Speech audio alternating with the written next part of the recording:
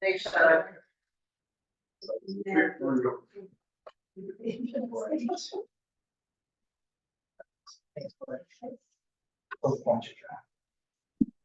Okay, it is now 6:01 p.m. and we are calling the meeting to order. Board roll call. State your names, please. Board. Julie Fong. Christopher Webb. Alan Kissel Michael Cornelia. Corey Griffiths. is here. Thank you. Approval of the agenda. I motion to approve the agenda. Second. All in favor? Aye. Agenda is approved. Approval of the previous minutes. I'd like to make a motion to approve the previous minutes. Second. These will be ready. All in favor? Aye. Previous minutes are approved. At this point, we have public comments, non-agenda topics. Each speaker is limited to 5 minutes and needs to identify themselves and their full name and address. Do we have any public comments at this time? So please make sure you're not. You make sure you're not going, please. Can you guys hear us? I'm not sure if it's on the agenda or not. Bonnie Salona, 14772 Pine Valley. I've seen a lot of comments, I guess, from relatively new people who have, every year we go through this with wanting paved roads and getting rid of the dark because of all the bumps and all.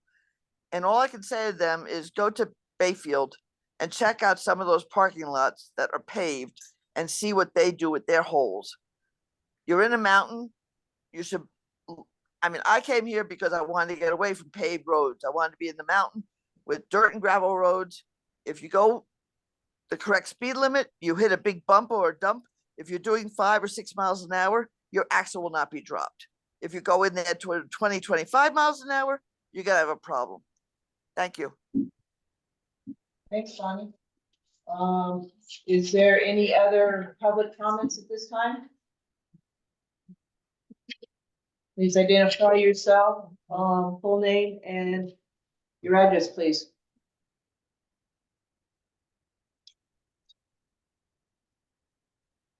Okay, I'm not seeing anyone. Is anyone else? Okay, let's go ahead and move forward. We have a presentation this evening. It's regarding the FY 2022 audit. Do we have someone that's going to present that? There they are. Hey, Jimmy, you are on. Good evening. I'm on. I'm sorry, I had a little problem getting in. Can everybody hear me okay? Yes, sir. Yes. Yes. Okay, great. Where I'd like to start is I'd like to start with the letter to those charged with governance. I think that is a great overview of the audit process, and it'll explain a lot of what occurred. I'm going to go through this pretty quickly, but please stop me if there are questions or things you don't understand, or if you want additional details. So the first thing that you'll see here is, and the first thing I want to state is we appreciate the opportunity to audit the district this year. We also want to stress that the district's in a time of big change, and this letter reflects that, and the audit reflects that. The things that you say weren't a problem last year, they're again the cause of the district being in a change, and the district's working to correct these things, and we believe the district can collect them or correct them, I'm sorry. If you look at the first graph, what you'll see is the water and the wastewater fund ought to make money, ought to generate cash flow. The last 3 years, they have not generated cash flow. If you look at the statement of cash flows in the financial statements, cash flows from operations are negative. This year in 2022, it was less than prior years, but it was still a negative number. The other thing is we want to see how strong fund balance is. And if you look at the financials, and we'll go through those briefly. The general fund lost about $440,000, which was a transfer to the wastewater fund. The water fund made about 150,000, and the wastewater fund made 570. What does that mean? Well, GFOA, which is the Government Finance Officers Association, says the fund balance ought to be about 180 days. Right now, the general fund has 157 days of fund balance of operating expenses and fund balance. The water fund has 157, and the wastewater has 59. So, with the exception of the water fund, I'm sorry, the water fund's at 259. With the exception of the water fund, the district is a little below where it ought to be fund balance wise. And that's something that the board should keep in mind as you're working on the budget and as you make economic decisions.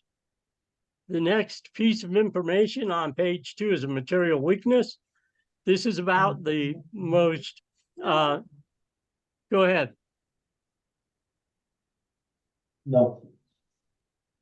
Oh, No, okay. say- I'm sorry. This is about the severest comment we can make because it could have and it would have a material effect on your financials.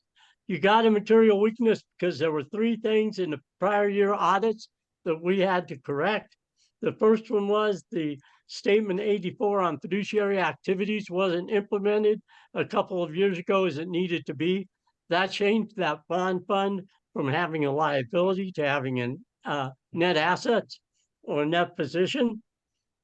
Also, the district received tap and connection fees in 2021 for a project that was done for 2022. So those needed to be moved and that revenue needed to be moved into 2022.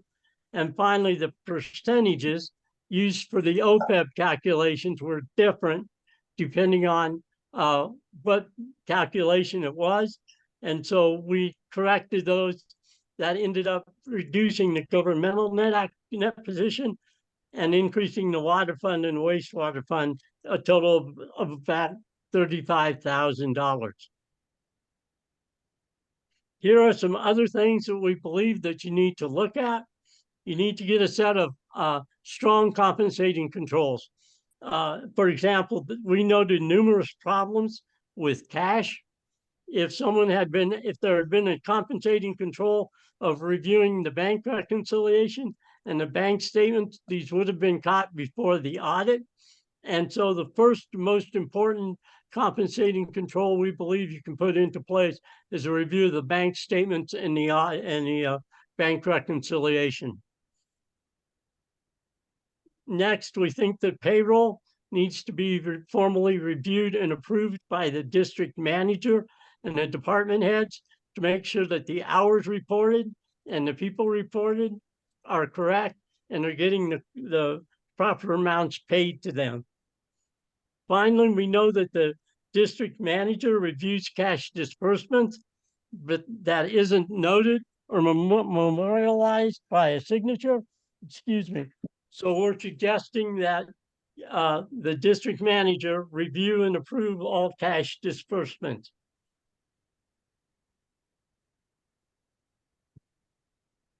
We also noted that when we were looking at accounts payable, most of the accounts payable were not approved by department heads, nor were they properly coded, or were they coded at all. We would recommend that department heads approve all invoices and code all transactions to any budget they're responsible for. An area that doesn't usually get a lot of review, but is very important is someone needs on a monthly basis to review and approve all of the journal entries that are made.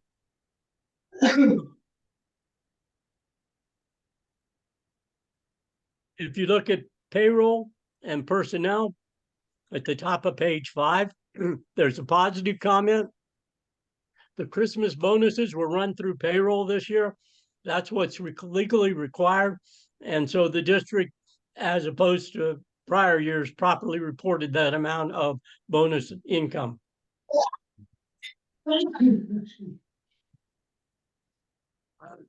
Compensated absences, basically a system needs to be set up to track comp time.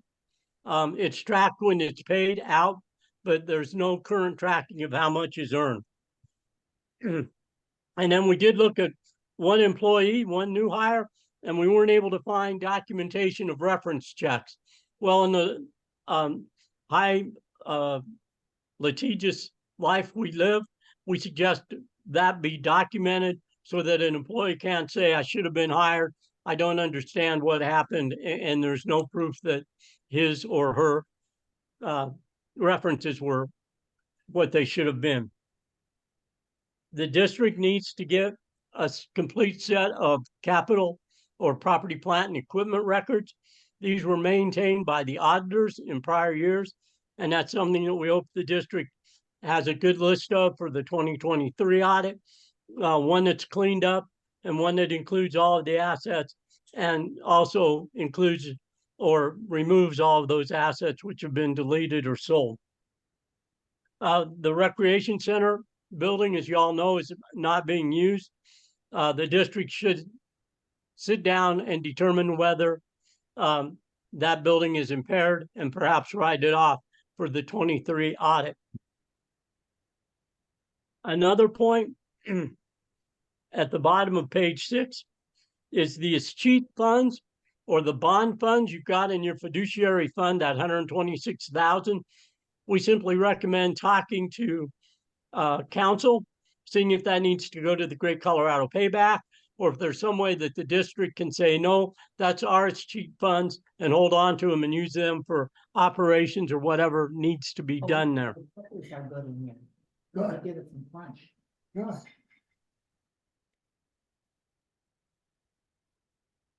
Go ahead, Jimmy. Okay, I sure will. I'm sorry, I was not able to hear that. Policies and procedures, we know the district are working on them. We have a few additional policies or procedures that should be looked at. Very important in here, one not to lose sight of is a disaster recovery plan, making sure that the district can function if something happens to its computer system or its water treatment plants or its wastewater treatment. Just having backup plans and testing and making sure those plans work. We also suggest a fund balance policy, going back to that first point that we made that maybe fund balance could be a little bit more robust. And finally, getting some grant procedures in place. There also needs to be procedure manuals. There are some things that occur that you just don't know, and we didn't know till really frankly we got to the end of the audit. And that's things like the board members get a discount on their utility bills. There's nothing wrong with that. It's just if you're new to that utility position, there's no way you know it. Or that the water availability charges are a month in arrears. Something else we think the board should consider is forming an audit committee. GFOA again recommends this. We think it'd be really good to see where the district is in terms of correcting the items in this letter. They should also be looking at to determine if we're doing an acceptable job and just overseeing the audit process. So we recommend that the board, as one of its committees, form an audit committee and set one up. After that, beginning on page 7 is the required communications. This after Enron, we're now required to tell the board that we in management are not pulling the wool over your eyes. No answers are the right answers for this. And that's basically what you've got. The district did implement 2 policies this year. One was GASB 84, which was fiduciary activities, again, those bond monies. And the other was GASB 87, which ended up booking an asset and a liability for the motor graders. In the past, those have been treated as what were known as operating leases, and they weren't on the balance sheet.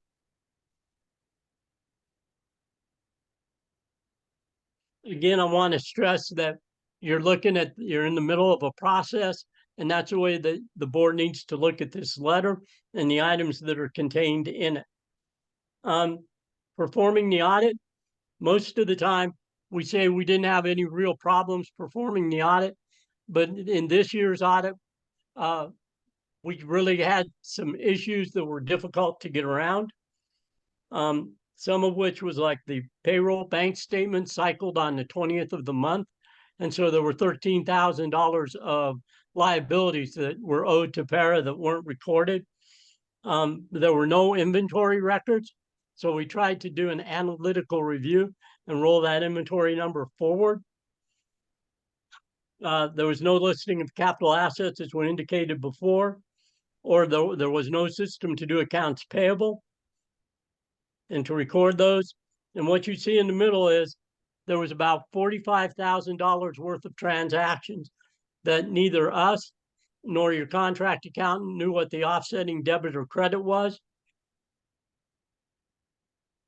And so there's about $45,000 that we're not sure exactly where it belongs. We flushed it through the income statement, and so it's gone, but that's still a fairly healthy number to flush through there. You can see down below that what adjustments we entered. Again, things like additional accounts payable, the pension assets, liabilities, deferred inflows and outflows, the restatements of beginning equity, which we talked about, those material weaknesses. The lease liability and the right to use asset, as we indicated. Principal and interest on the new debt, long-term debt payments of the motor grader lease, and also the admin building loan. And just transactions to move the enterprise funds from the budget basis to the GAAP basis of reporting. We had no disagreements with management. Management and your consulting accountant did sign a rep letter. There were no management consultants with other independent accountants. And there were no issues raised before the audit about how a specific transaction would be handled. That, in a pretty quick nutshell, is the subjective part of our audit. Are there any questions on that? Any questions? I have a question on page 37. The loan for the admin building is showing a $4,347,000 loan. Is that an error on that page? Hang on a minute, let me look, please. Because that's one reason we like to deliver these in draft, because the minute you sit down and you start to talk about them, somebody finds a problem.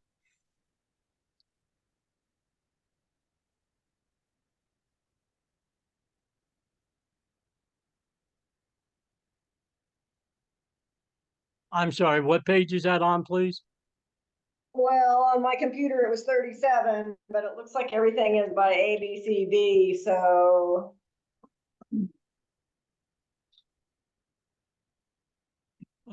Yes, if it says, I'm not sure where it says, oh yeah, you know what? I did. That was a mistake that Bruce, that Guy and Leslie caught, and I changed it, but I added a 3. So yes, ma'am, that is a typo. The amount that's owed on the loan is $227,000 in the water district, or in the water and sewer funds, and then $113,000 in the general fund. So yeah, those clearly don't add up to $4 million. Thank you. I know, thank you. I can quickly go over the financials if the board would like. And just point out some things quickly. The opinion begins on B1. It's a clean opinion. It's the best opinion you can get. It says that the numbers and the disclosures that follow are an accurate representation of what occurred last year. There are actually 6 opinion units in this financial statement. So we could give one type of opinion. If you go to B4 on the governmental activities, a different type of opinion on the business type activities, another type of opinion on the general fund, etc. Overall, on the long-term basis of accounting, the district got $310,000 healthier. What I would tell you is if you look at page C2, this is in the net asset order. You see expenses are on the far left-hand side, and then the revenues, which belong directly to those expense categories, are shown to come up with the net expense amount. What is difficult here, or what shouldn't be, is your enterprise funds are showing negative numbers, and you're under after the revenues have been offset by, or the expenditures have been offset by the revenues of 234,000, and that should be a positive number. And I know management is talking to you about this, but it's something that should be corrected.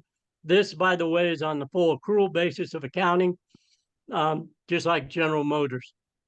And so again, on the General Motors way of looking at things, your governmental activities lost about $400,000, which again was that transfer. And the enterprise funds made about $957,000. The general fund revenues and expenses are on the next page, and on C3, you can see that you have about $417,000 in unrestricted or unassigned general fund balances.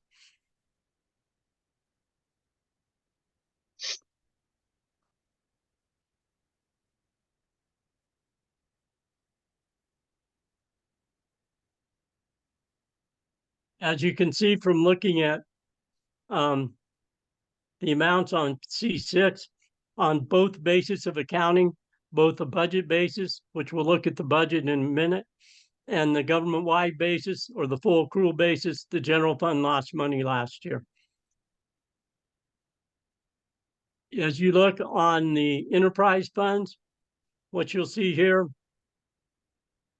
on C7 is that there is a new additional amount for leases payable, as we were talking, and there's now an amount for that deferred or right to use asset, which is the motor grader.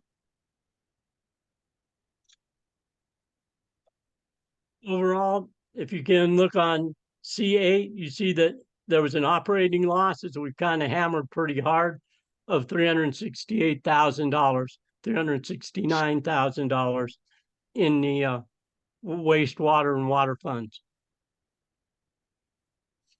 The problem with a loss, you can say, well, we had a paper loss because it's all caused by depreciation. The fallacy there is at some point, everything that you own that's depreciated is going to have to be replaced.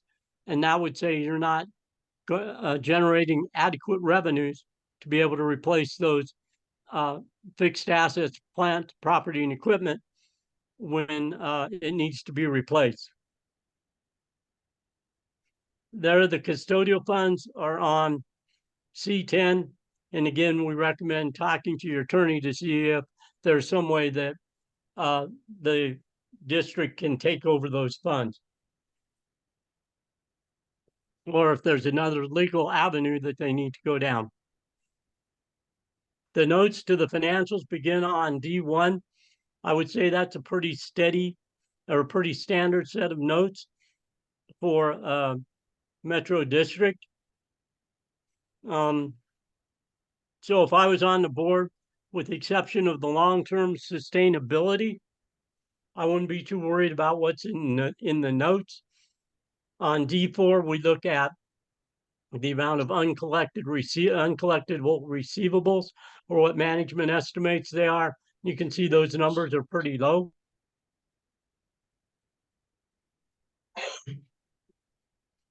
Again, if you look at page D7, this year, the district's going to have to look at its software contracts and determine if any of them need to be capitalized and also shown as a liability.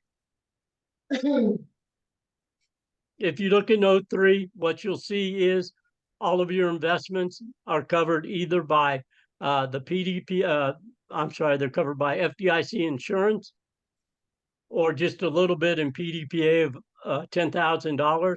So you don't really have much risk there, or they're sitting in Colo Trust.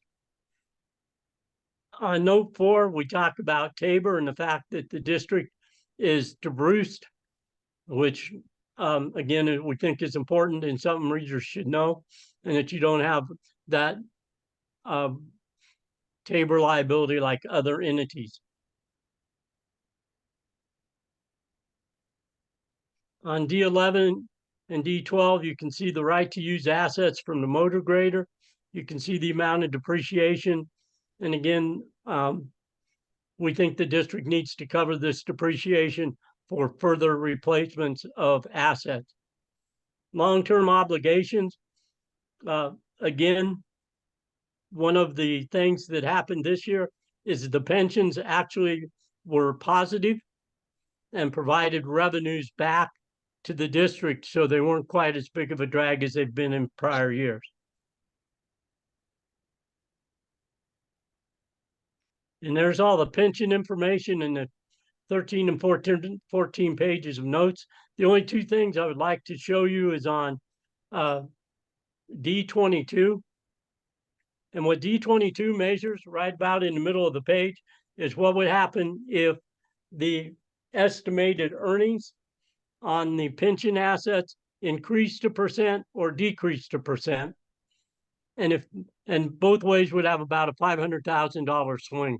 If they decreased a percent, your liability would go up about $500,000. If they increased a percent, then actually you would have a surplus of about $520,000.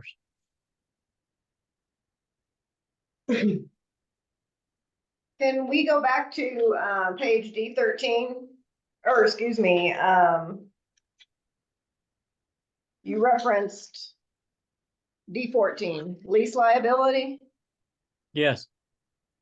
So in here, you reference a lease liability and there may be a problem with the loan for it, or am I misreading that? Well, the only issue with the loan were that the financial statements were not on time. They're promised to the bank by April. And the bank would not waive that requirement. The bank's not going to foreclose on it, but they wouldn't waive that covenant. And so that's the reason that comment's in there. Okay, and then also for one of the grader, I think Yeah, Is that's the leased asset. so there's no issue with that. No, there's no issue with that. The only thing I'll tell you is that when you renewed the motor grader lease, the interest rate increased about 3%, but that's about it. Thank you.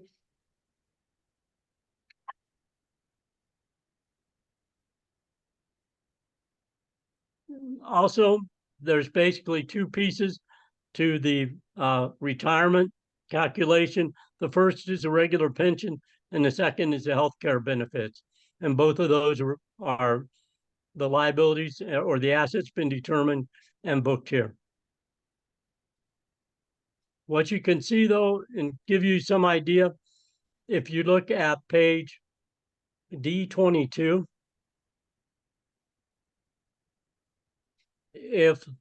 I'm sorry, not D22.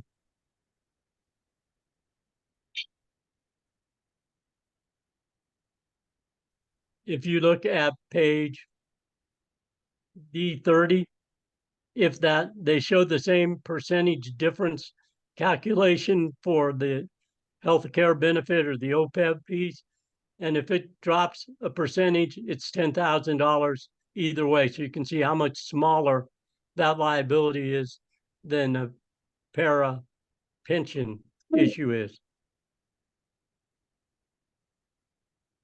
Moving quickly through this, on E1 is the general fund budget. Basically, revenues were about 200,000 less than the budget, mostly due to the fact that there were proceeds from debt issuance that were not in the budget. The budget basis for both the general fund and the water and the sewer asks a simple question: do we make enough money to pay our bills?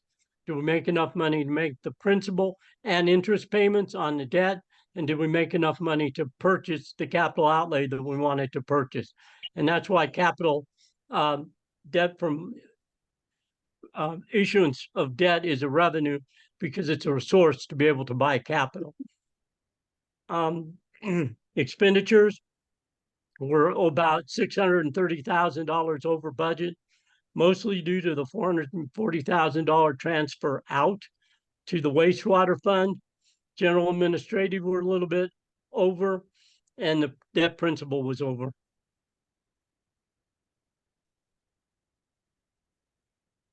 If you look at the water's revenues were about 122,000 more than budgeted, which is about, give or take, 12%. That's due to water sales and the pension and debt proceeds being higher than what was in the budget, but those were offset by tap fees and transfers in the we didn't have any transfers in, so that was a negative revenue that decreased that. But again, overall, expenditures were about 100,000 or 9% less than the amounts budgeted. And you can see in the middle of page F1 the differences between the full accrual and the modified or the budget basis of accounting. And if you look at the wastewater fund, again, revenues were $500,000 higher than budget, or about almost 100%. And again, that was due to the transfers in of 440,000 being a positive, debt proceeds being a positive, and the pension being a positive. Whereas, Jim, yes, I'm sorry, when you have a chance, can you explain how you built that $440,000? Because it's not a straight transfer. well, that's right. Basically, what that 440,000 did was the loan was actually between the water and the sewer fund.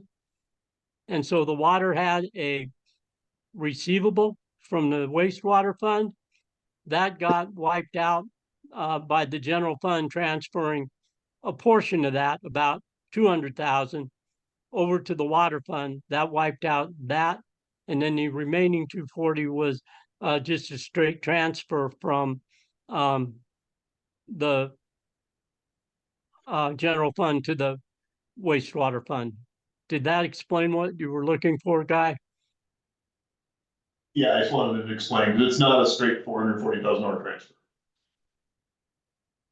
And then again, revenue or expenditures were about 37,000 under, which is about 5%. And that was due to water treatment being below budget. And that was basic, and administration was below budget, but the principal and the capital outlay were both above budget. So again, that's a pretty quick run through the financials and the management letter, but I know you've got a lot on your plate. Are there any other questions? Anyone have any questions? I probably have them just for you on things that we paid, so. So if there's no further questions, the next steps are Jimmy will send me a clean version of these documents that doesn't have draft on them and the one amendment we need to make tonight. I will get that, and then I will send that to the state. Once the state receives it, they will make a decision. Once they've approved it, a day or two later, they'll get a hold of La Plata County. La Plata County will release all funds that are due to us, most likely at their next cycle for distributions. How often do they do that? Once a month. Okay. Thank you, Jimmy. We really appreciate the information you gave us. Oh, thank you. Thank Well, you. like I say, we're looking forward to 23, and it's a lot of improvements that we know your staff can make. Thank you. Have a good meeting, the rest of your meeting. I got a question for you, Jimmy. Bye-bye. Jimmy, Wait, whoa, Come on. Okay. Jimmy, smoke. I'll ask you later. Okay, moving forward to the next presentation, it's regarding Forest Lake's open burn policy with Chief Bruce Evans. He's on the board there with us. Both of them on. Bruce and Paul. You guys hear me okay? Yes. Thanks, Bruce. Yeah, so obviously you guys made some changes to your open burning rules that were there, and there was always a lot of conflict between people wanting to, burn in a fire pit or, and I know the Metro District in the past had shut that down, and we had a gentleman's agreement that we would not issue burn permits in Forest Lakes Metro. And we didn't for a long time. And then I think that we got to the point where you guys realized that probably not enforceable as a Metro District. Now, if you guys haven't been, and I know you're not this, but the new Colorado State Homeowners Association laws do allow you to restrict that. And I know that there's been a lot of consternation with the board and with previous executive directors at the Metro District about whether you guys can form an association again or not, or whether you even want to. And you've been threatened with legal action. And I know there's a lot of, there's a lot of things that have been rolled around in the barrel on that. But if you haven't looked at the new HOA laws that the legislature passed last year, I know that Edgemont is kind of in a similar situation where there's a Metro District that services the 3 subdivisions, and then each of the 3 subdivisions have a homeowners association, which does limit or prohibit any kind of open burning there. So now that you guys have lifted that, we will be issuing burn permits in Forest Lakes Metro, but we will still be enforcing any burn restrictions that are put out by the county and the sheriff. So that, as those come up, that it requires some education on people so they understand what is permissible and what isn't under level 1, level 2, and level 3 burn restrictions. Obviously level 3 being really restricted, and there's some things that people could be doing normally that then become illegal. And why is that a big deal? Well, the other thing I want to point out to the Metro District and make sure that you guys are well aware of this is that when, say, for instance, that somebody's target shooting up in Unit 3, and the stage 3 burn restrictions are in place, which prohibits target shooting, and they start a fire up there. Well, technically they're doing something illegal. And even if they had a homeowner's policy or insurance on the property up there, most homeowners association or homeowners insurance and most of the insurers are going to immediately reject a claim. So I think this has a huge, I know there were some people that were bugging you guys about, having fires and fire rings and stuff like that. But what you have to realize is that a trespass fire is going to put a lot of liability on somebody. So if somebody starts a fire in a fire ring, they have a few beers, they go inside, they fall asleep without putting the fire ring out completely, and it jumps out of the fire ring and winds up burning 2 or 3 houses down on the neighbors.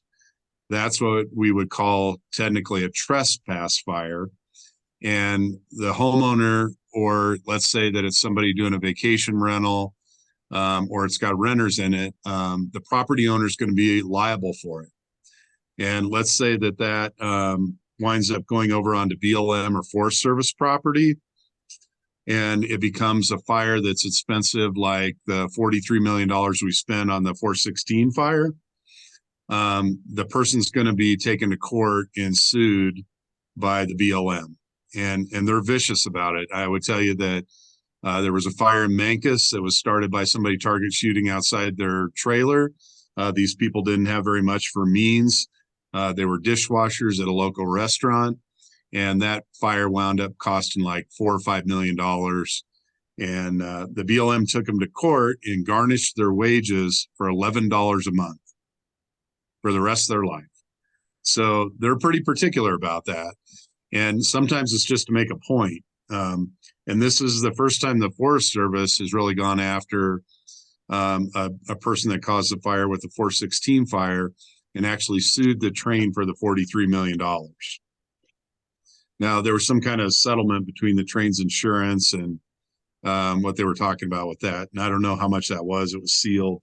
But nonetheless, people have to realize that if they start a fire, even if it's a recreational fire or they're burning leaves or whatever, pine needles, and it gets off of their property, they're going to have a big issue with a trespass fire, and they're going to be held liable for it. So that's one thing I want to make sure that everybody understands what a trespass fire is. And then the other thing is, I know we've had some challenges up in Unit 3, and it's kind of the wild west up there, the wild east of the subdivision. And we need to make sure that those people up in Unit 3 don't take a lot of liberties with their open burning up there. It's very difficult for us to get fire apparatus back into Unit 3. Obviously, you guys know the road conditions up there are terrible. And it would be a delayed response for us to get up there, and the fire's probably going to get a good start. The only thing that makes that even reasonably tolerable is that generally in a spring pattern, that's going to burn to the southeast. And in a monsoonal flow, it's probably going to burn to the northeast. So it's going to burn away from the homes if the wind conditions are just right. But again, enforcement up in Unit 3 is going to be a big deal. And you're probably going to need to have a chat with the sheriff's office about that. Then the other thing that I wanted to point out to you too is that we're getting a lot of reports from subdivisions all through the fire district of people canceling homeowners insurance. And just to give you a little bit of background about how that's going is a couple of the insurance companies are using what I call a clue list. And if you're not familiar with how a clue list works, say that you wrecked your car and you were a State Farm client, and then you went over to Allstate thinking you were going to get a better deal. They share that information between each other that you had a car wreck as a State Farm client, and you're probably not going to get a good deal.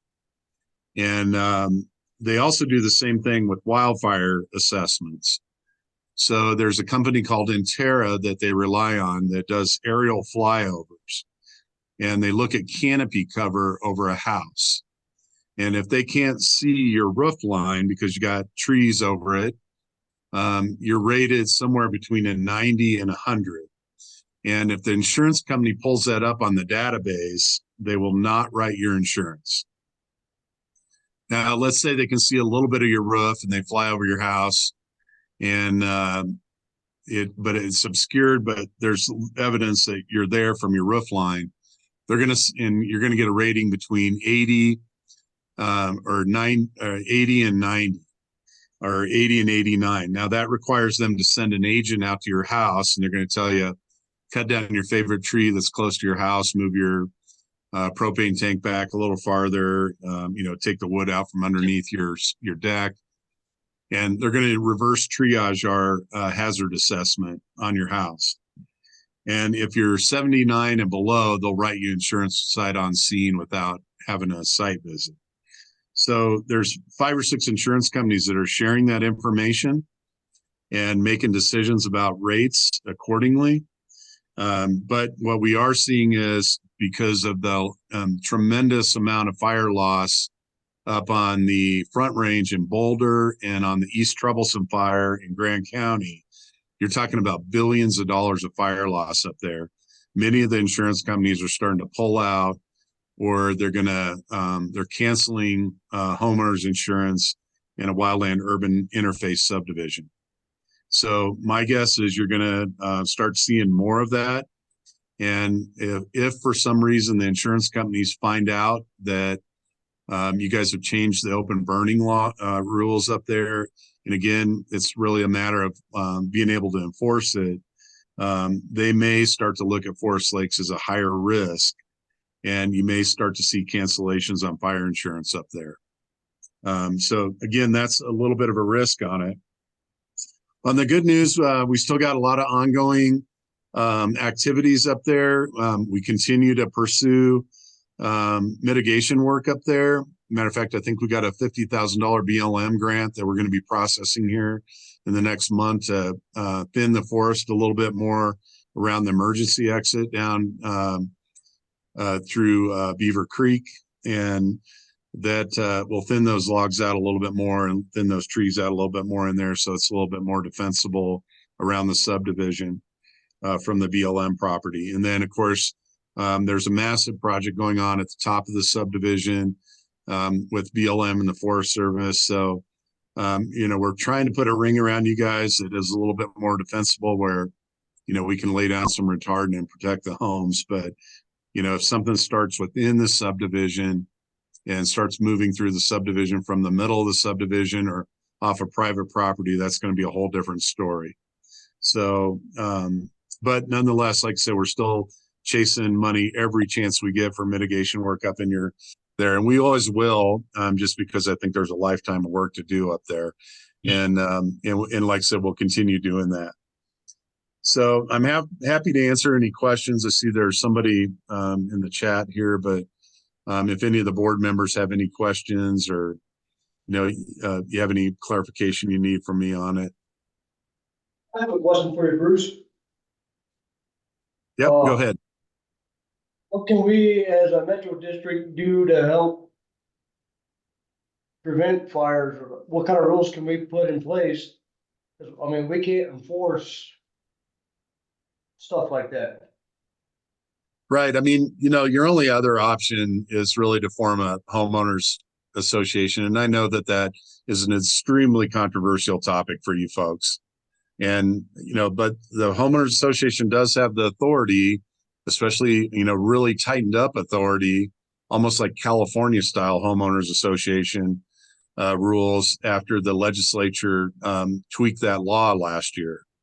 And I can tell you, I live in Edgemont and we have a lawyer going through our CC&Rs and we have to vote on those this week or next week. And with all the changes that were occurred, and it gives the association a lot more authority. We have to pull our garbage cans in by 6 o'clock now.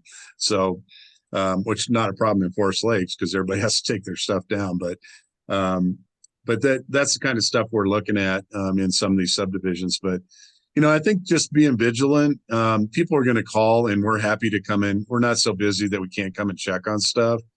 Certainly if there's a fire unattended, we want to be notified immediately and call that in through the 911 system.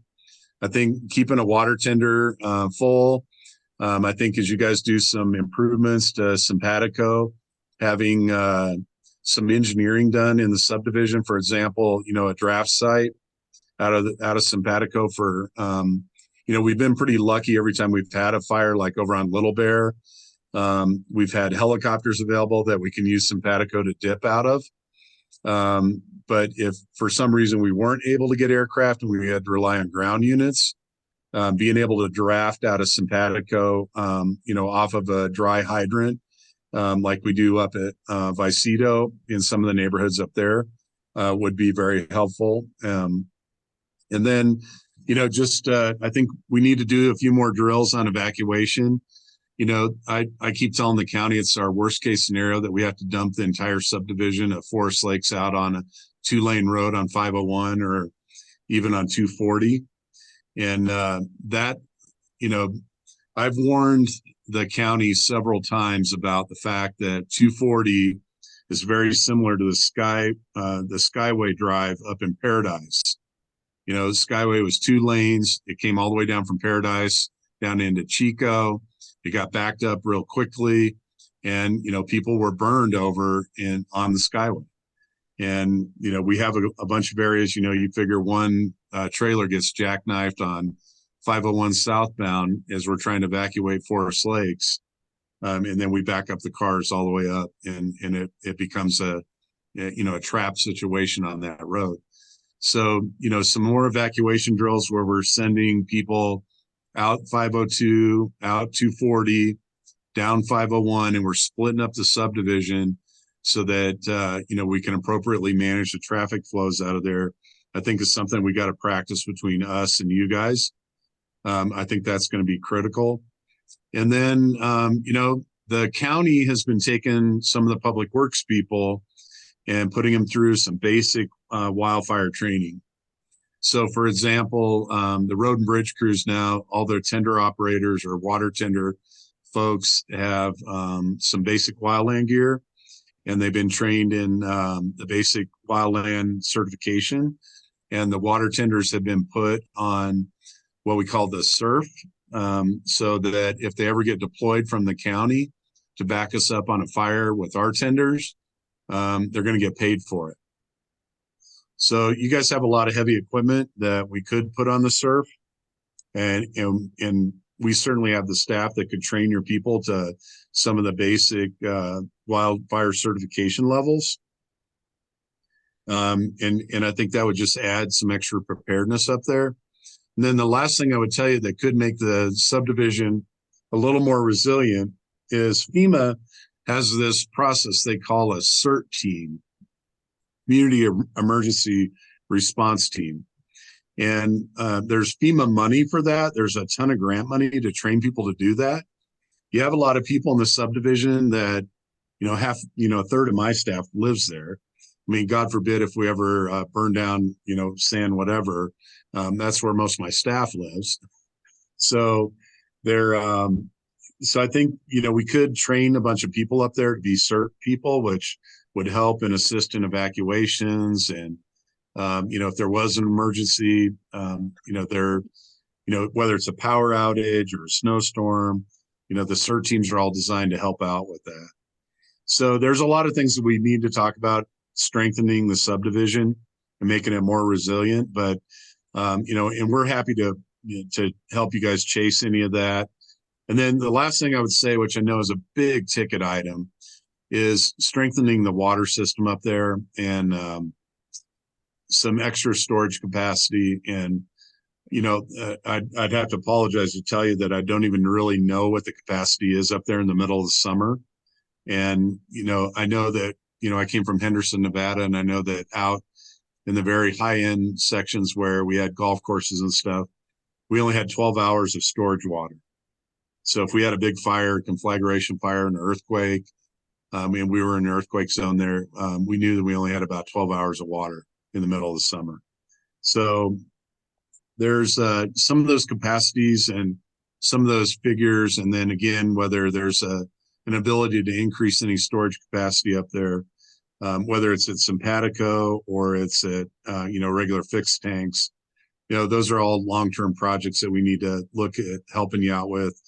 And, we're pretty good at mining grant money. And, before we told both executive directors, your current and previous one, that, we're happy to help you out with some grant options. For example, heavy equipment coming off the military surplus list that the sheriff has been so successful about getting. And frankly, we've been pretty successful about some of that stuff too. But front loaders and dump trucks and all those things are on military surplus that come at, just the cost to go pick them up. And those are all things that we could help you out with. And then certainly, Chase and DOLA money for improvements in the water system. All that's available that, that we have some expertise to help you out in. So I know that was a long answer. Bruce, I want to make sure I heard you correctly. Our actions with the covenants did something with the fire insurance for the citizens here? Well, I think it could do something for your fire insurance. Is like I said, right now the insurance agents are not aware that you guys have kind of loosened the restrictions on this a little bit, right? It won't. My guess is it won't take long before they figure it out. So not that anybody's going to run and tell them, but if they start, if they start really cracking down on this, there are other subdivisions that have homeowners associations that prevent burning, like For example, Los Ranchitos, or Aspen Trails does not allow open burning in the subdivision, but they have a homeowners association that doesn't allow that. So, you know, the insurance people look a little bit more favorably on that subdivision because they know something's not going to get away and be a human star. So, like I said, they don't know now, but I will not be surprised when and if they find out, they're going to start cranking down on people's homeowners insurance up there. I wonder if they even consider that we do have like a slash file and we do our own burning and stuff here. Which I don't think that those HOAs have that. No. No, and you guys using your curtain burner and, you know, encouraging people to bring their slash down the slash pile and then us burning that off every year. You know, that is really a best practice, I think. And, you know, highlighting that and, you know, when we do the fire day, you're going to have some insurance people that are going to be out there. Paul's already kind of arranged to make sure that State Farm's going to be there. And frankly, we refer a lot of people to State Farm because they're still writing policies in some of the most at-risk subdivisions. And Wendy Most, I think, is supposed to be out there in May. It might be a great idea to take the insurance people and give them a tour of the curtain burner and the slash pile and say, you know, this is just one effort that we're doing in the subdivision to make it more resilient and more, you know, fire resistant. Would there be any possibility to like work with the fire department on like doing slash burns? Because a lot of the properties you can't get like trucks and equipment to get the material out. But is it possible to do any like spring burning, kind of like we do around the county when there's snow on the ground and you're burning Right. slash in a controlled environment? Yeah. So, you know, to keep the risks down on that, and again, historically, you know, if you look at, you know, controlled burns or prescribed fire, a lot of it has gotten out of control. Matter of fact, the Forest Service is on the hook for $4 billion in residential loss down in New Mexico from a prescribed fire that got out of control and jumped the containment lines, and it burned like 200 houses. So, when you do that, you really need a burn boss, somebody certified to do it. And you need to make a burn plan. And especially when you got as many risks, you know, you guys have some gullies and some draws and, you know, frankly, some small little canyon areas there that are really heavily forested, that if a fire ever started down in those and just the terrain alone, those things would run up the drainages and cause a lot of hate and discontent in the subdivision. So it would be nice to clean those out. And I know that many of them are very difficult from a mechanical standpoint to get in there and get it done. But if we are going to decide to try to burn it, it really needs the opinion of a burn boss that is certified to do that stuff. Just even from a basic liability 101 standpoint. And we have burn bosses that are frequently, you know, doing prescribed fire. We did a huge prescribed fire that the BLM did over on Rabbit Mountain. And, you know, there were 2 or 3 burn bosses on that. It was prepped. They spent a lot of time over there, you know, making sure that the weather was just right. And it went off perfect. And the BLM did a great job over there. The Forest Service did a fantastic job out in Beaver Meadows this year. Very, very well coordinated and excellent, you know, expertise on that. So, you know, we don't have that expertise, but we're certainly willing to engage it with our Forest Service or BLM partners. And since there are Forest Service and BLM parcels either around you or embedded within the subdivision, that should be a permissible item for them to do. Thank you. Any more questions for Bruce? Anyone? Thank you, Bruce. We appreciate the information. Yeah. So, like I said, we're always willing to help you guys out. You're a big partner of ours. You know, just from the what it's worth standpoint, about 20% of the fire district's assessed evaluation comes out of Forest Lakes. And technically, you guys have more registered voters than the town of Bayfield. So, we did move a crew down to Station 5 many years ago because the risk really is Forest Lakes. So, and the last thing I would offer you guys is that you're kind of packed in there like sardines. We have a really beautiful boardroom, and you guys are welcome to use our boardroom anytime you want. Your board meetings are separate from our board meetings, which are on Thursday. That room goes essentially unused, 28 days out of the month. I mean, we occasionally put an EMT lab in there, but we have a video, we have the Vibe board here, which we can do Zoom, and it would give you guys a little bit more elbow room.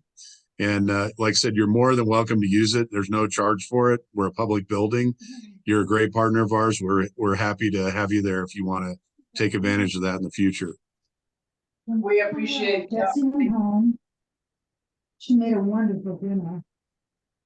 Hey, Jimmy, you're done. We don't need you anymore, man. Oh, I'm sorry. I thought I heard Jimmy, so I thought I'd come back. Although I'm sorry to hear you're having to do your get an attorney, chief, and go through your all of your bylaws for your HOA. That sounds pretty painful, maybe more painful than an audit. At any rate, thank you. Good night, everybody, again. Thanks, and Bruce, thank you very much. Okay. Anything you guys need, let us know. And then, we're also happy to help you pursue a GOCO grant if you want to reopen that ski area. All right. Yeah, Yeah, we'll see you. I'll have a comment here. Yeah, this is Paul, Upper Pine Fire. I just want to jump in real quick. I think you've got another speaker here coming up from Wildfire Adapted Partnerships. Ryan Cook will be speaking here in a bit. I just wanted to just clarify. There are several folks, Upper Pine, Wildfire Adapted, and some contractors that are going to be putting on a Wildfire Preparedness Day, May 4th, at here at Forest Lakes, and Ryan's going to take that ball and run with it. But just wanted to clarify that, Wendy Most from State Farm was arranged by some of the folks at Wildfire Adapted. So I just wanted to clarify that, and let you get out your meeting. Thanks. Thanks, Paul. Appreciate that. And so let's go to our next presentation. It's regarding Wildlife Preparedness Day with Ryan Cook as the speaker. Welcome, Ryan. All right. Yes. Great. I work for Wildfire Adapted Partnership, and Saturday, May 4th is Wildfire Community Preparedness Day. And I've been working with Paul Valdez from Upper Pine, as well as Robert and Danielle Coronado from CCFM, and then Julie Lynn, who is the Wildfire Adapted Partnership Neighborhood Ambassador here in Forest Lakes. And we've been planning a really exciting event in honor of Community Preparedness Day. And the purpose of this event is really to raise awareness about wildfire risk. We want to educate homeowners and, help them understand actions they can take to reduce wildfire risk here in Forest Lakes. And so this event will be free, and it's going to be open to both residents and non-residents of Forest Lakes. We're going to be offering several different workshops that will cover topics like chainsaw safety, creating defensible space around structures, and then some home hardening tactics. We're also going to have materials on site to make reflective address signs if people are interested in making those. We're going to be showing people how to sign up for emergency notifications through Code Red. And then we're also going to be encouraging residents to sign up for a free wildfire risk site assessment through Wildfire Adapted Partnership. And so it's going to be a really great learning opportunity for residents of Forest Lakes. We're also going to be inviting local businesses and other partners to set up tables and booths.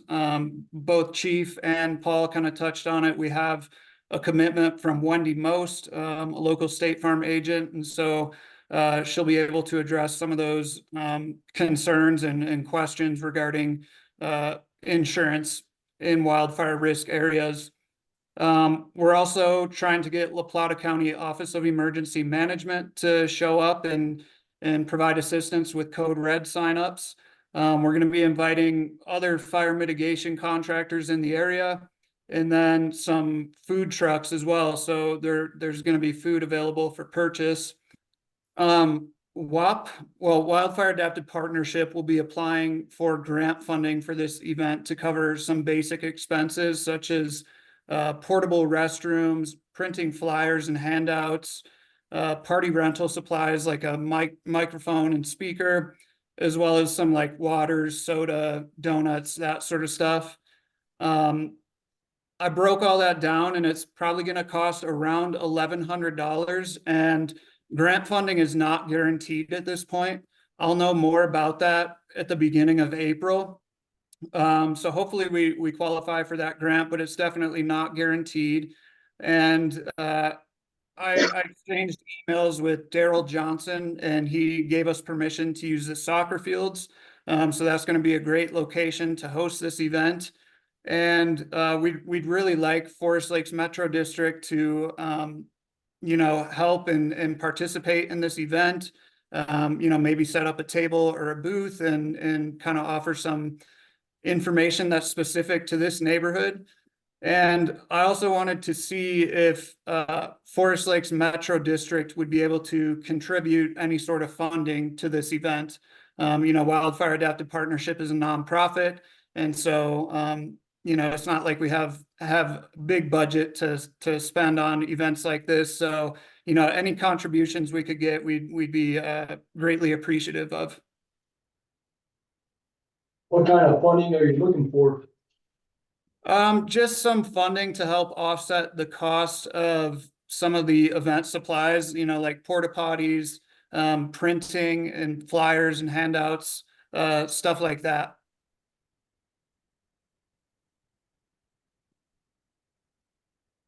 In the email, you stated you'd like to have a demonstration area that's been properly mitigated before the event takes place. Can you get into that, please? Are you still looking for that? Yeah, so Robert and Danielle Coronado from CCFM they'll be doing like a chainsaw safety workshop.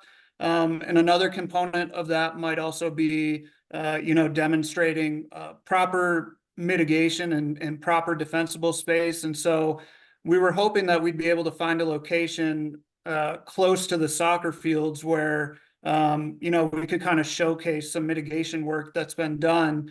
And I haven't walked back by the admin building, but from the roadway, it honestly looked like a lot of that had been mitigated and the trees had been thinned, and it did look like a pretty good example of some mitigation. And so it could be as simple as just leading a group of people over there and kind of explaining what they're looking at to demonstrate proper mitigation techniques.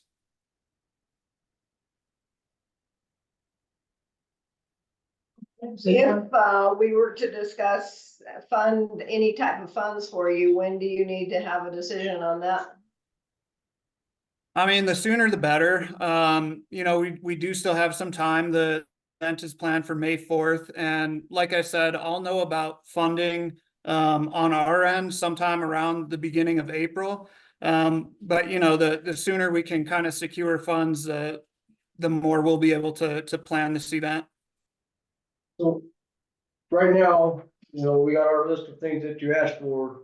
You're now asking for porta potties and advertisement. Yeah, as well as some party rental supplies like a speaker and microphone, just so that speakers will be able to address the attendees, as well as just some extra funding for miscellaneous stuff like having ice water available to people who attend the event. And that sort of stuff, and maybe some like donuts for the morning. Food always gets people to come, so it'd be good to have that sort of stuff. So I think you said that you were planning to have all of that, but you're just asking for some funds to help offset that. Yeah, correct. Correct. Okay. About $1,100, right? Yeah, that's kind of what the budget broke down to. And really, Wildfire Adaptive Partnership doesn't have any funding for this event currently. So if we don't qualify for that grant and we're not awarded any grant funding, we're kind of gonna be starting at square one with regards to that. But I have reached out to some local companies to ask about sponsorship for this type of event. So, there may be some other sources of funding available. Do you have a number we could reach you at? Maybe if there's other people that might be willing to give you guys some money? Sponsorship, Yeah, are you asking for my phone number? for whoever we can get, someone could get in touch with. Yeah, definitely. People can give me a call. Do you want to take down my number now? Sure. All right, it's 970-508-0452.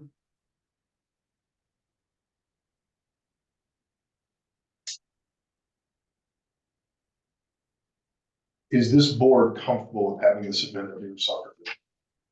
Are you okay donating that? Yeah.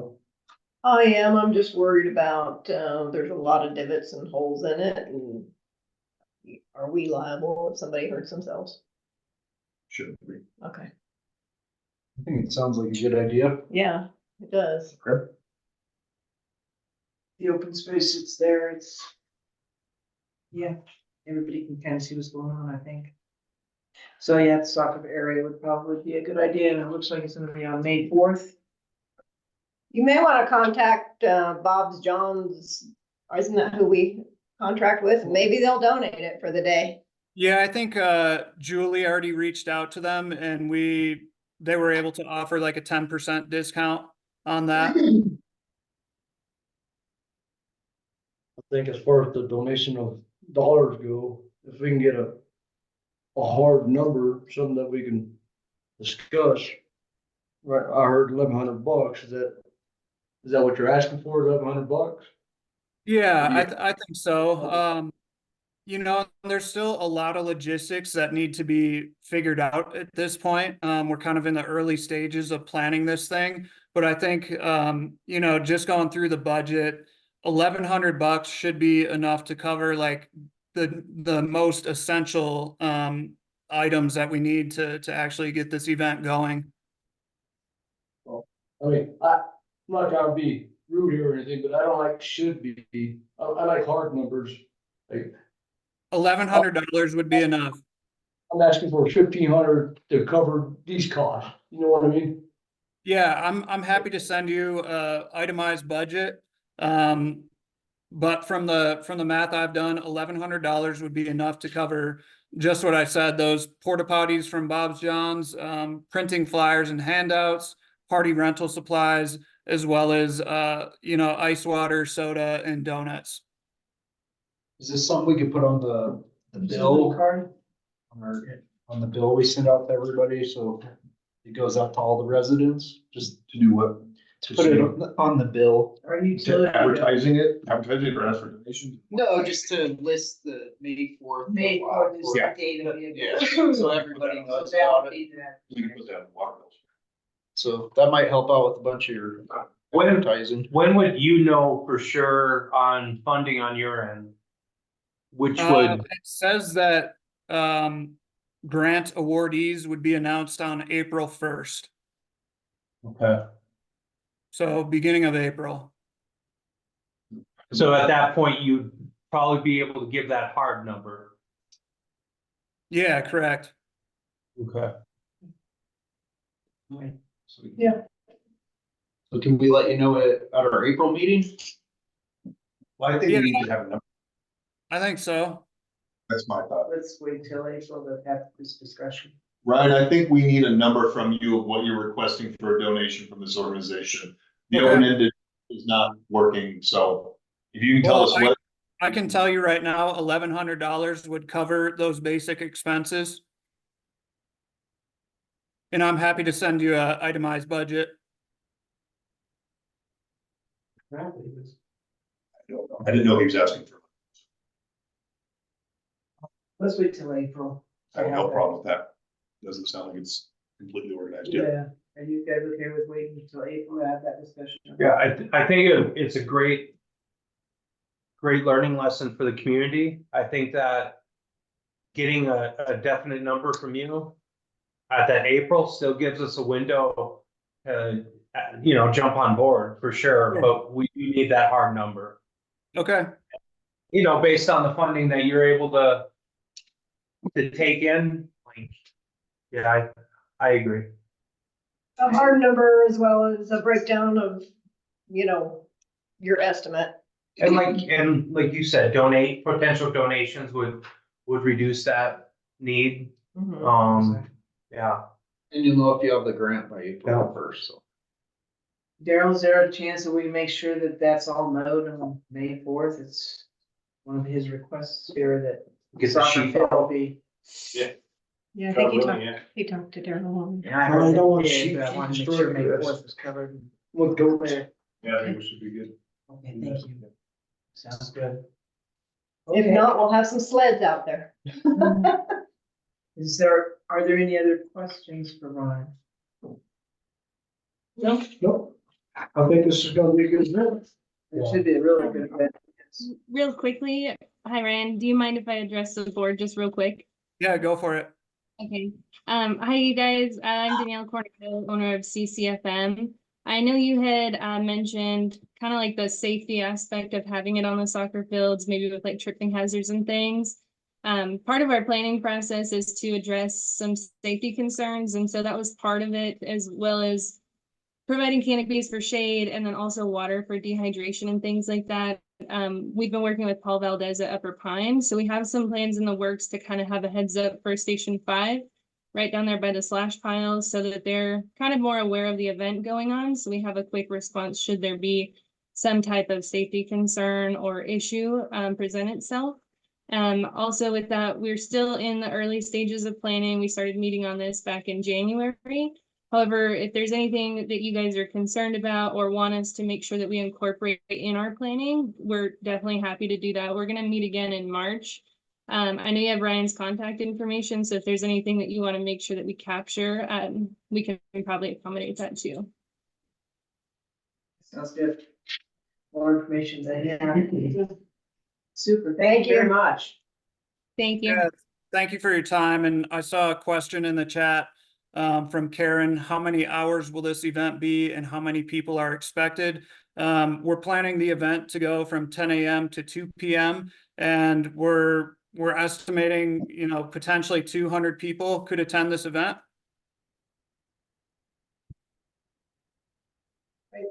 Thank you. Yeah, thank you guys. Let's go ahead and move on then. Yeah. Oh, So let's go on to number 9, committee updates, budget. Julie, got anything? I just wanted to give this to you guys. It's just something that I put together because I wanted to see how much we were spending as far as check every month, and it's got a graph so you can see how much we've spent down at the bottom and just kind of look at it. I was gonna ask you, Guy, if there was anything that you might be able to provide every month, similar to this for our expenses, like our payroll, every month is the payroll exactly the same. Have a visual so we can see that. I don't think we'd be able to get that at Casella. We'd have to make it. But I'll look to see if we can make it. Okay. We take it out of Casella and put the information in an Excel spreadsheet and put scratch. Okay, I just think it'd be good for us to see, ebbs and flows of what we're doing, and our check disbursement is going down from last year, so that's good, and I'm just curious as to why. It's starting to go down, I should say. Because you can see from June on, it was high and we had all those expenses, and now it's starting to go down again. July was way low as well. It was 66, but I don't have that on here. So it's just something I'm gonna put together. Thank you. It's nice to have a visual. Hey, Bruce, for this, many times. Huh? I asked Bruce for this many times. Really? Okay, thank you, Julie. Recreation, So this last month, we had, for recreation, we had a meeting with one of the residents, Bob. And it was a really good meeting, discussing recreational potential, for our buildings and for the future. Right now, we all kind of agreed, Robin, Bob, and myself, that no actions would be taken, but that we continue to look for public engagement when it comes to public interest in recreation, potential activities, usage, stuff like that. We really need public input with this stuff, and not on Facebook, but in these meetings. So that sounds good. Yeah, that recaps pretty much what was done at the meeting. So thanks again to Bob too for coming in and meeting with us. So that takes us to personnel, Corey. Nada. Anything? Okay. 10.5 employees. Where's your update? 10.5 employees. Right, guy? Yeah. Good job. Okay, that takes us to reports from the staff, officers and consultants, and I see that they're all here, so appreciate y'all being here. Let's go ahead with Guy, please. Okay, a couple things. Mark is online because Mark is under the weather. And so we have him wrapped in bubble wrap, sprayed with Lysol and stuck in a corner. And then I don't know how late you guys want to go with the meeting. The 2 discussion items are don't have ticking clocks to them. So if you think we're going to go long and you want to push those to the next meeting, you can. My report. Big one is the dam inspection. We got the dam report back. It's in my report and it's conditionally satisfactory. We are full bore right now working on producing some engineering designs for how we're going to repair the outflow of it. The tree removal summary, that's also my report. I went to the PRID annual meeting. The district credit cards. So we had a combined cap of $7,000 for all the cards. So that means if somebody wanted to buy something, they had to make sure that it was clear, and we ran into all sorts of problems with that. It threw off how we're paying credit cards, so on and so forth. So we actually, it's now $20,000 for all 4 cards, which means we have some flexibility. That said, the staff has been directed that if it's a $2,000 purchase or more, that it has to have my verbal or written okay. Just to put a safeguard in there. You did have a number of $500. We buy stuff every day with $500. That would get really cumbersome. But now, and then we have 4 credit cards out. Myself, 3 department heads. Those are the only credit cards that we have out. Everything else has been canceled. Everything else is, and then, like I said, we have the 20,000 limit that goes for all 4 cards. And that was kind of one of the big things. Like we're grasping that a little bit more. Good. Oh, and then the district did, or the Department of Local Affairs did accept our budget. Oh, that's wonderful news. Good. Any questions? You guys get any cash back on those cards?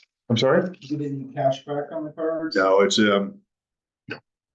we go through the bank, and since we're kind of a governmental agency, we don't get those things. and there's no carryover balances or anything at the end of every month. We are trying to pay twice. We want to pay the credit card at least once a month. Okay. We were, because it had a weird limit, we were finding ourselves like trying to make half a payment halfway through the So month, you could buy more stuff like that, Yeah. so that we could have enough room on the credit card to buy more stuff. So we've removed that cap. We are cutting checks twice a month now. They're pretty regular. And so we feel doing all those things we should have a lot more control over them. And it's good to get the 4 cards reissued too, Yeah. safety life. Yep. So that's a good thing. I will say, and I will go through point by point. A lot of the things that your auditor brought up, the suggestions of what you can do internally, is stuff that we've already been doing for 5 or 6 months. Some of it we started 2 or 3 months ago. Cause that was over the 2022.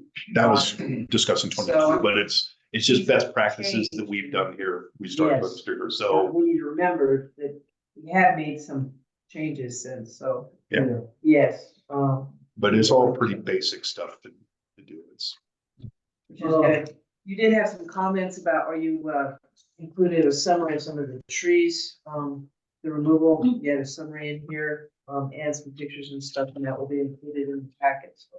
well, that's the tree removal summary that was. Yes. And that's stuff that that First Lakes pays for, contracts out to Coronado. Yep. Does it tell us what we paid? Is that known? I don't think it's in this document, no. I can't remember off the top of my head.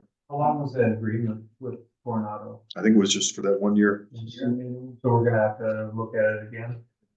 That was right before we came on. Yeah, Right. and I think, wasn't it a different company before Yes. that? So we use different companies. Question about the broadband, did they give you a potential start date?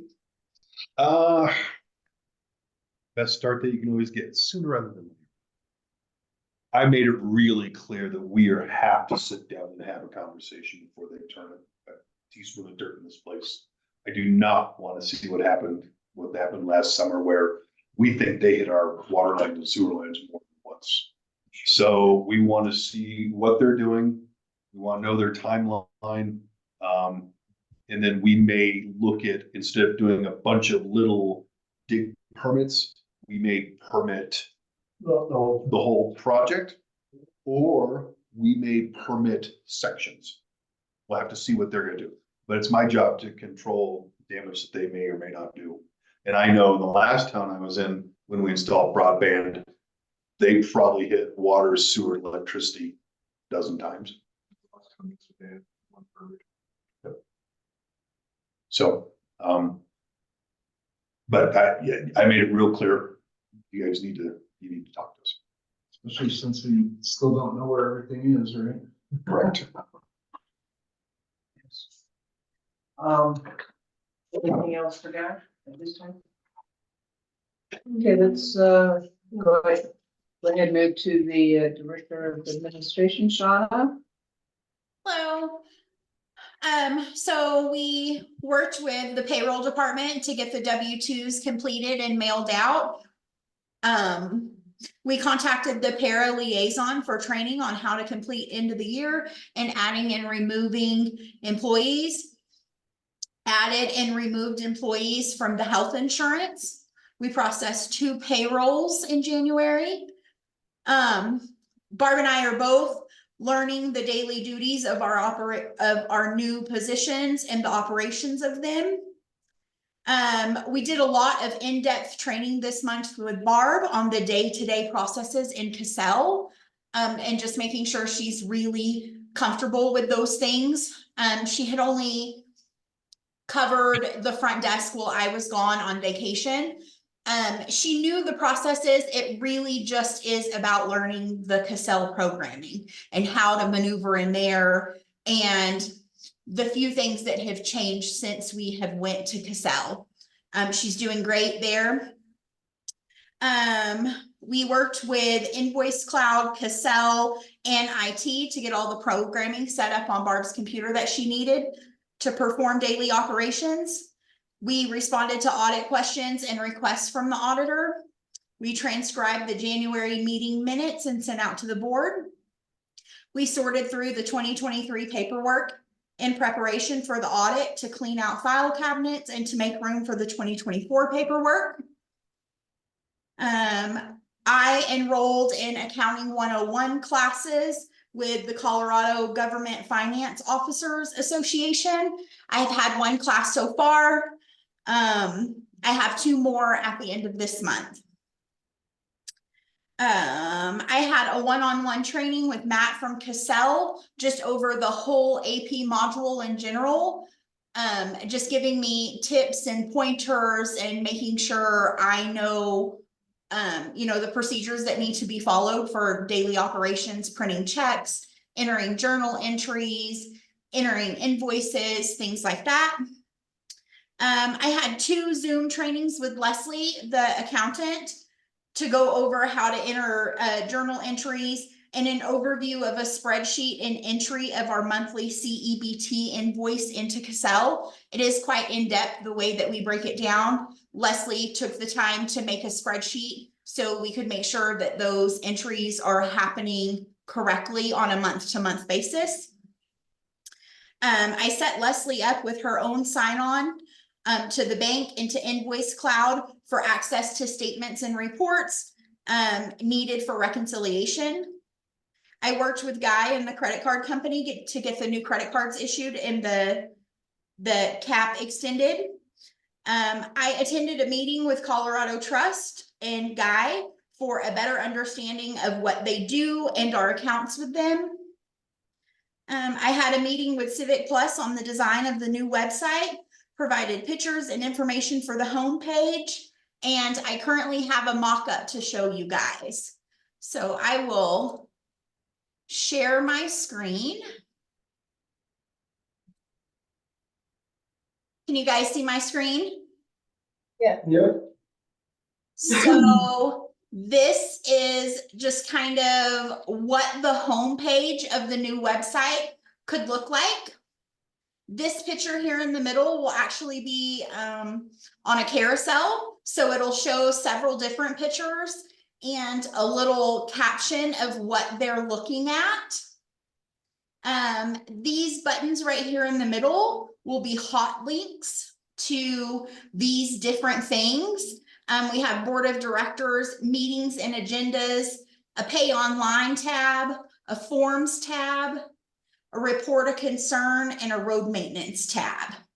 You can also see close to the top, we'll have a contact us page. So they can click on it from any page of the website. This top bar right here will always be in view from every page. So the contact us will just have basic contact information, emails of the department heads and things like that. The subscribe button, same way, it'll be visible from any page on the website. This is where they can sign up for those notifications. That way we put it in the hands of the residents. Do they want notifications from us? If so, hit the subscribe button. The search button, they can type whatever they want and it'll give them a list of the pages that it is on the website, along with links, I believe, as well. These are just, it'll have a bunch of different information here. This is where the information will be accessible other than these hot links. So some more of the information that don't have hot links will live up here in the about, the organization, and the service tabs. The how do I is really an information button. They can go in here and we'll have basic, how do I get water service, or how do I change my email address? Things, frequently asked questions is what this how do I button will be. If you scroll down a little further, these are just examples. So the recent news could be all of our updates and things that are coming up, and then the meeting and events, and you'll be able to view a full calendar here. There's also, they gave us a page 2 to kind of look at. Mostly for coloring, do we like the blue added in with our green, and things like that. So what they're asking from us is to sign off. Do we like the design of the home page? Do we like how it has the hot buttons and things like that? Or are there things that we want to tweak? Do we like the blue in with our green, or do we want to pick a different color? It's really just the first stage. Do we like the design? The next phase of the process would be implementation and content population. That's where we would really start adding the nuts and bolts to the website. Do you guys have any recommendations? Do you like it? Do you like the colors? Do you want to see something different? What do you want me to go with them at? I like like it, yeah. I like it.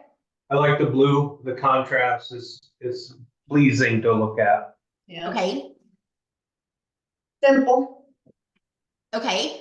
And do you guys like the round buttons or do you prefer something else? Round sounds like a good way to go. Okay, how do you guys feel about these 6 that I have on the homepage? Would you prefer a hot link to something else, or how do you guys feel about that? Is there any need for a water button or an emergency contact, or do we need an emergency contact button? So I think with the contact us, always going to be on every page, no matter what page they're on the website, they're going to see the contact us with all the contact information. I don't think that it's necessary to have a hot link to a contact us. But that's what we're having a conversation for. So as far as a water button, it will have its own page under the service tab. So like newsletter stuff, like in January, a newsletter was sent out to the residents with what to expect in for the winter season. I gathered that we're gonna try to do that again for like summer road maintenance, something to that effect. It would, and I kind of want to pair that with bringing this online, because I want to get across to the citizens that you can go on the website and register for updates and choose what you want to get updated on, so that if we do have, you know, on recent news, we can put road closure, water leak, whatever it might be. It'll land there, it'll live there, but it can be distributed out via that messenger system. So when we get this up and rolling is really when I want to start. We can communicate with them at any time. I do want to make sure that the citizens know that they have a function now that they can get updated. For those that don't use the computer and stuff, will we still send out like a hard letter like what we did? We can, sure. And we will also have a text message option, Robin. Okay, that's good. Very good. Very, very good. I like it. Under So the for meetings sure. and events, will there be the closures of the district, or do we need a separate section for maintenance. closure? So there's a couple of different options. We could either put the office and the trash closures and stuff under recent news, or we could put them as an event, you know, and see the full calendar. In my head, this road maintenance button here would serve the same purpose as the road maintenance tab on the current website. So we would keep this up to date with all of the road work and all the road closures and stuff, as well as people who have subscribed will get those road closure information directly to however they subscribed. I felt like this road maintenance button was necessary, at least at first, just because that's always a hot topic, is where are you doing the road maintenance? When will my road be closed? Those sorts of things. Department heads will speak to Shauna, and Shauna will handle updating website. And holidays being posted for closures and stuff, that's. We can put pretty much anything. You can put it a couple places too. So for instance, office closed next Monday. We have it in our calendar, recent news, stuff like that. So we can put it in a variety of places. The more places that are Yes. communication, yeah. As long as we're communicating as much as possible as we can with our residents, that's really our goal. Make it as easy as possible. Yes. I just don't want to see you having it on multiple pages all over the place like we did with this last website, and then it doesn't get updated, so. So one of the really nice things about this platform, Julie, is you make one post and it goes to all of the places on the website that post needs to be seen. So I don't have to remember to update it in the multiple places. I post it once and the website does all of the work. Awesome. That's very good. Yes. Very useful feature. Very nice. Has anybody got any more questions for Sean on that? Great work. I have two things to, real quick. Yes, please. First of all, the class that she's taken, the Accounting 101, is part of her agreement for employment. She has to pass that. And then she is eligible for raise. She has to go through a 90-day period as well. How I ended up with that class is I actually called, there's a governmental group that represents all the finance people of the state, just like there's a group that represents managers. I called them and I called the Special Districts Association and said, I have an employee in this particular position. I want her to take this type of class. What would you think the best one is? And the general finance people said, oh, we got the class for you. I was shocked to learn that she's in there with about 70 or 80 other people. Oh, man. Yeah. Wow. So that's really great. And then we talked about Leslie having access to our bank stuff. And one other place, that is just access. She has no ability to manipulate, make transfers, anything like that. It's administrative access so that we don't have to be shuffling papers back and forth. She can just get on and see stuff when she needs to see it real time. But she does not have access to do anything. No Just review. transactions review only. Correct. It's But I reporting only. see that. Perfect. I see Leslie is with us. Leslie, is there anything you'd like to add?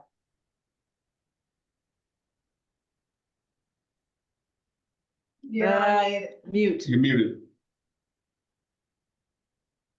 You're muted, Leslie.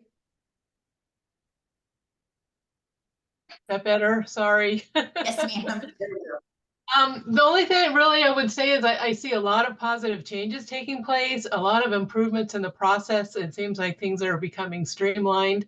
It's been great working with Shauna to work out some of the issues in the bank recs and, you know, why does this not download the way it should? And why doesn't this match? And sort of get to the bottom of some of those things and figure out how we can make it all work a lot more efficiently. And I'm just really excited to see all of these changes. We are expecting to jump into the audit of 2023 on the 1st of March. So this month is really focusing on getting everything wrapped up and tied up in the 2023 book so that we can get into that audit and hopefully get through it a lot quicker and easier than we did last year. And I see that happening. So, you know, I'm really focusing on getting the cash balance this week. Next week, I'm going to focus on the revenue and then start jumping into the expenses the last week and then start the audit in March. So we're marching forward quickly, getting through a lot of stuff. And I'm really excited to see all these positive changes. Wonderful news. That's good. Any questions for Leslie? Anyone? No? Perfect. Thank you, Leslie. Let's go to Mark regarding the director of our water and wastewater. Mark, please. Hello, everybody. I might say that I might want to consider putting a water button on there on that because of the ability to hit the hot link and maybe see the latest PFAS results or whatever. Sure. If that's something that happens in the contact area, then that's fine too. I didn't know how people would access that. And the CCRs and all that stuff that's public knowledge. So Okay. just a thought there. Let's see. So in January, we made 3.8 million gallons of drinking water and we treated 1.5 gallons of wastewater. We did get through all of our sampling events for water and wastewater with no problems. We replaced 4 meters and we had some high use queries that Shauna tagged, and we went and inspected them, and then we found out of those 4 there were 3 leaks in the homeowner side of things. So we saved some people some money that way and changed out a few meters because of it. Let's see here. I responded to residents concerned about PFAS, which is becoming kind of a tag word, and even like NPR News and stuff is starting to talk about it. So it's kind of blowing up. We are currently in the pipeline to get some more sampling done. Currently, I met with some of the state representatives, Guy and I did, about using some of the state's funding to get this done. That's coming to fruition. Should be happening sometime in the next couple of weeks for us on this first sampling event. With regards to the wastewater system, we did some ammonia testing, and I can see that the process is breaking down. I'm hoping that we get through January without having to report any violations. I don't have that same positivity about February. I have delivered a quote to Guy regarding a different cover for our wastewater lagoon number 1 that does increase the R value. There's only so much you can do whenever the temperature of your influent is below the activity level of the bugs. As you guys have read, what we've done in here. I'm just throwing that out there now so there's no surprises. The project with the generators is still proceeding forward. At this time, we're trying to get some numbers from San Juan Engineering and the electrical folks that are a little bit closer to today's prices, so we know how far what we allocated can go. And then I don't know if you guys remember last month, we had a day of crazy power bumps and power outages and stuff like that. And that did affect several components in a couple of our pump stations. Those have been replaced, and also replacements have been purchased, even though it's a slightly different module that's a little less expensive than what was in there. And then the new employee on my side of things, Jeff Abdallah, he did pass his distribution 1 test last month. So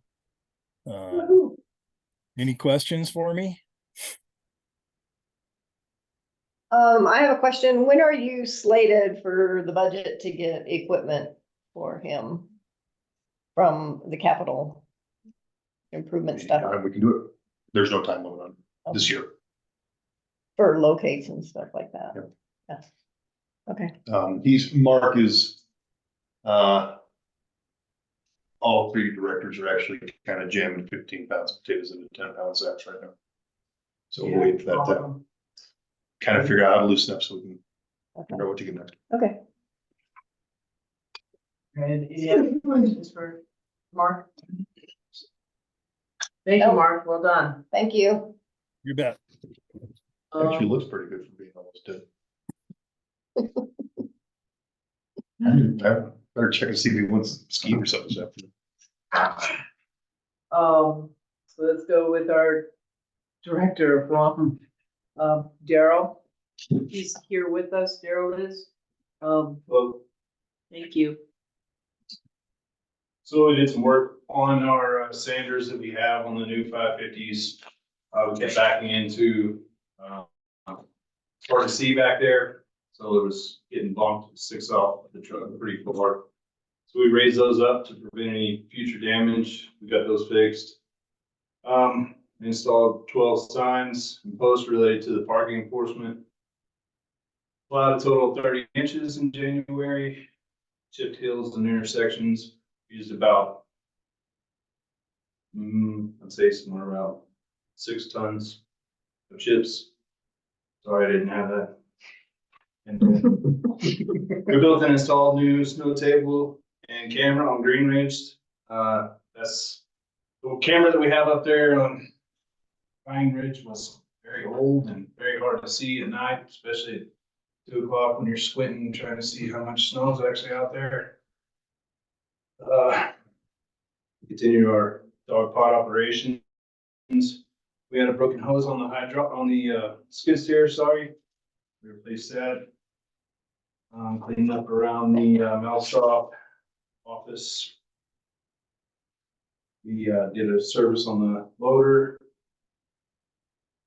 We've been cutting pack and removing it from steep hills and corners, anything that is a problematic area. Try not to cut everything, trying to preserve the road and preserve the road. Foundation. Yeah. Installed new bulletin boards at the office and administration building. I met with a couple of asphalt companies to get some quotes from them on paving the entrances. Placed a broken door on a parcel locker up the mill stop. We're repairing a kick brace right now on P5 that got broken off in the last storm. P4 and P2 we also did during this month. All utility trucks are operational. We have 5 plow trucks operating. P5, the one that was broke down, was a bad fuel pump we had rebuilt. I don't know if something went wrong with the rebuild or what, but they rebuilt it for us. It was warranted, so there was we didn't have to pay for a second one. Loader, skid steer, grader, all operational. Backhoe is operational. The exhaust manifold was warped. We had the exhaust manifold machined. It is working excellent now. It's better than it has since I've started working here. 0 accidents reported. Lots of compliments to you on Facebook and the road crew for this. Yeah. Just want you to know that I know you kind of keep up with that too, but just in case you didn't see it. Tonight there was some compliments on the comment area there. So Yeah. well done. And the last storm, 9:30, I was looking out my window on Hillside Circle and I saw the plow truck come by at night, and like, I really appreciated that.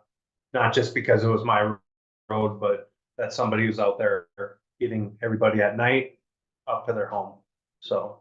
That's weird, because we have a map and they're supposed to lift the blade. Yeah, I'm fine with it, but like I said, like I told him, that storm, there was people from out of town going to one of the Airbnbs on a 2-wheel drive dually and a brand new Jaguar.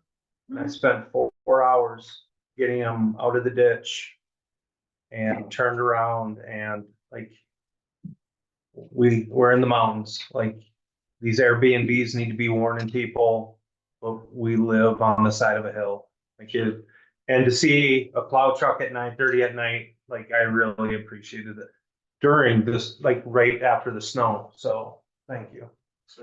Well done. Well done. Any other questions or comments for Daryl? Not yet.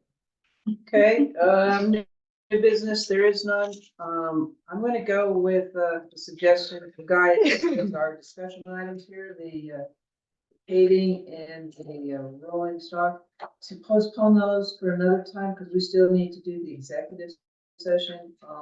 This is gonna be a very late meeting if we continue on. So if we could do that, I'd like to. How many people from the public are here to talk about the paving of the entrance?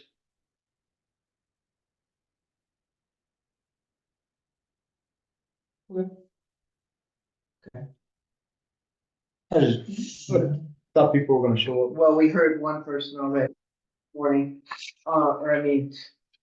this evening.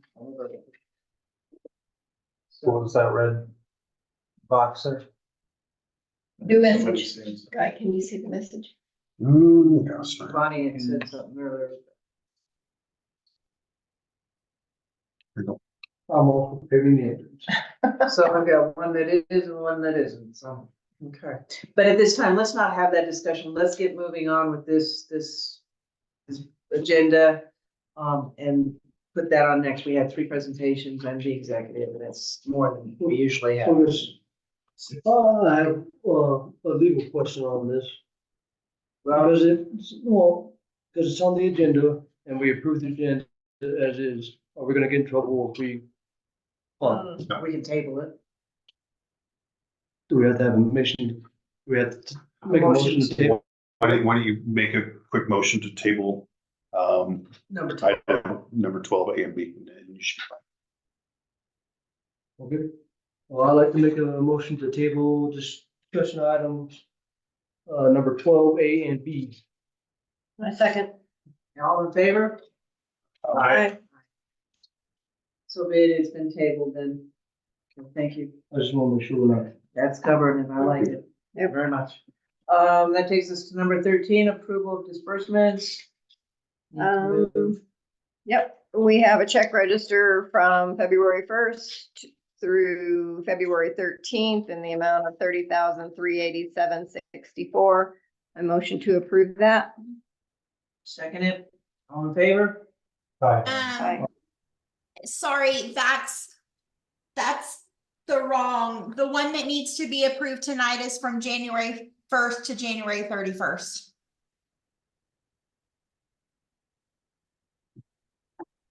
Oh.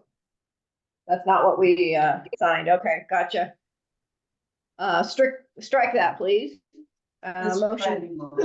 Motion to approve the January 1st through January 31st check register of $69,868.14.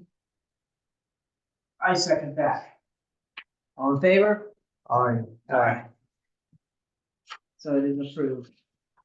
That takes us to number 14, the executive session pursuant to CRS 246402-4B for the purpose of receiving legal advice on questioning regarding the extension of our district services. Can I ask a question real quick before you jump into that? Usually at the board meeting, when there's an audit presentation, doesn't the board usually vote to approve the audit? No, they don't have to. They don't? Okay, just making sure. Thank you. Appreciate you checking. All right, good night.